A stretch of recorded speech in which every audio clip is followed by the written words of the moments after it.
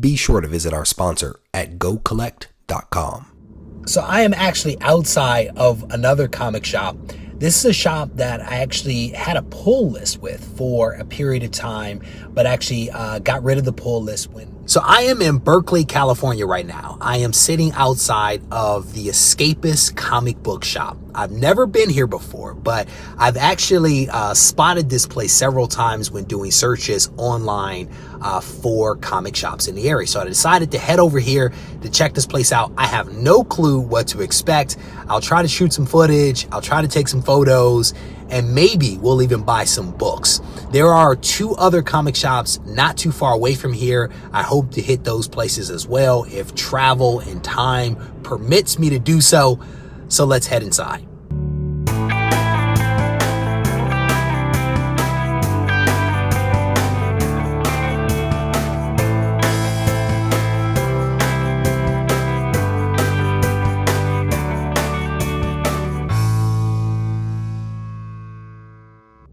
So that place isn't quite what I expected. It felt more like a bookstore than it did a comic book store.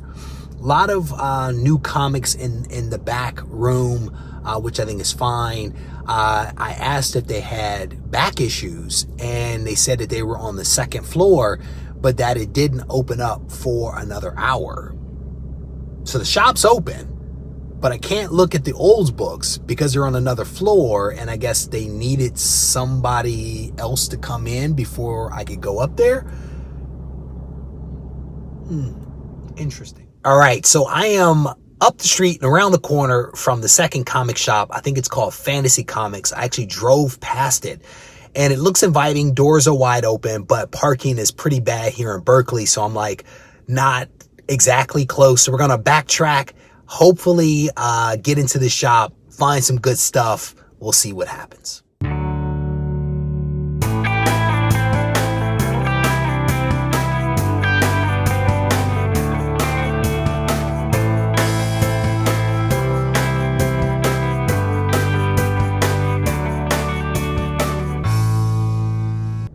I am so glad that I didn't give up, because this by far was one of the nicest comic shops that I have been to. It was bright, it was open, it was airy. I mean, it was well lit. I mean, it was well organized. There wasn't anything that was out of place in this shop. And the owner was an awesome guy, had a fantastic conversation with him, looked through some really cool books, and I even picked up a couple. I'm going to be showing you guys these at the end of the video, but I have one more stop to make, so stay tuned for that.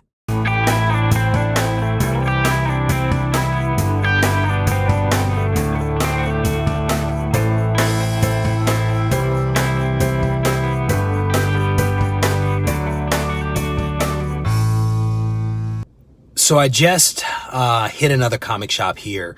This one wasn't as good as the last, but I think that there is some potential here. The owner was in the middle of a project and couldn't necessarily spend as much time talking to me as I would have hoped.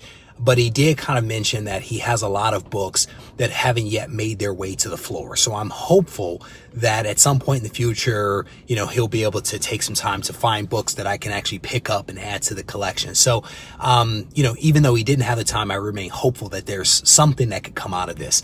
I did pick up one book, which is really cool. And so I'll show you guys that shortly.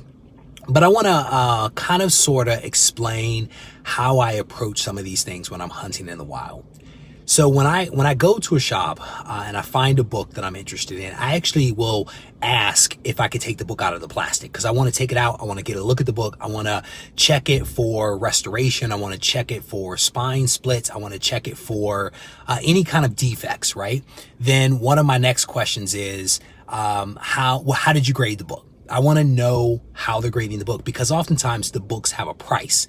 And so what are you basing that price on? Is it the grade? And if so, what is that grade? And also sometimes they'll even tell you what they price against. So in the fantasy shop, they actually mentioned that they price towards Overstreet, which was really helpful to know that. And so once I kind of know the grade, I kind of know, you know, how they're pricing the book, then I'm able to, and I also know how the book looks because I've already gone over it.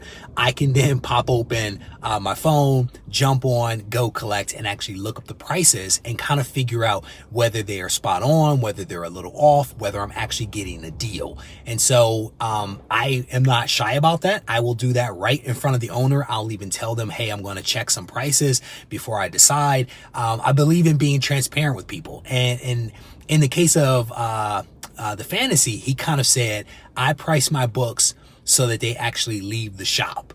And sure enough, he priced his books appropriately. So I felt like I was actually getting a deal. I felt like the book was slightly underpriced, which made it very easy for me to pull the trigger if I was good with the overall condition of the book.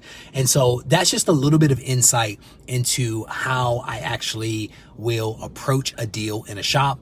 I always carry a storefolio with me because you never know what you're going to buy or how much you're going to buy. And so I don't think bags offer the best protection, especially if I'm driving around. So I typically have a storefolio with me because I take that in and I drop my book directly into that. And then when I'm in the car, I know that the book has been protected. So again, just a little bit of insight into how I handle things out in the wild. I am actually going to head home now and hopefully be able to film a segment where I actually show you guys what I actually picked up today. I think it was a total of 4 books. They're all really cool books, at least in my opinion. And so stay tuned for that. So I am back in the comic book room and I want to show you guys the books that I picked up today. By and large, today was a really fun day for me. I hit 3 different comic shops spread across Berkeley. 3 shops I had never been to before. I've actually seen them online at various points over the last several years, but I've never actually gone to these shops. But I had a lot of fun. I struck out at the first shop, but scored pretty big at the second, and then the third was okay. I'm not going to repeat some of the things that I talked about earlier in the video, but hopefully I was able to explain to you guys a little bit of what my methodology is for hunting books in the wild. And certainly if you guys have questions about that, don't hesitate to ask questions, send me a message, and I will try to fill in the gaps as best I can. But I want to show you guys the books that I picked up. I got 4 books, a total of 4. 3 of them came from the second shop, and then 1 came from the last shop. All 4 books are Amazing Spider-Man, so shocker there. Spoiler alert, it is nothing but Amazing Spider-Man, but they're all, I think, really cool books that I didn't pay a ton for, which makes me really happy. High quality books, fair price. I couldn't be more pleased. So the first book I picked up is Amazing Spider-Man number 43. This is the second appearance of Mary Jane Watson, and I want to say the second appearance of the Rhino, but I could be wrong about that. A really, really nice copy of this book. I've already rebagged and boarded everything that I'm going to be showing you, so these are all in archival bags. But this book is in really nice shape. Front and back looked really good. Inside pages were really clean. There is a little something going on with the top staple. I'm not sure if you guys are going to be able to see that, but outside of that, this is a really, really solid book that I am pleased to have in the collection. The next book that I picked up was Amazing Spider-Man number 56. This is a really cool cover. I like any cover that involves the color yellow. There's something to be said for a yellow cover. Not my favorite color, but I dig covers that are yellow. So this is Amazing Spider-Man number 56. This is the first appearance of Captain Stacy, a really cool book here. And this one has a little bit of some spine ticks over here, primarily in the top area here. But again, a really higher grade book, especially to have been found in the wild. Front and back are in great shape. Inside pages are pretty white. Very, very pleased with this book. The next book that I picked up, again, all 3 of these first books that I'm showing you actually came from Fantasy Comics, a really awesome shop. I'll probably be doing business with these guys again because it was a cool shop and their prices were really fair.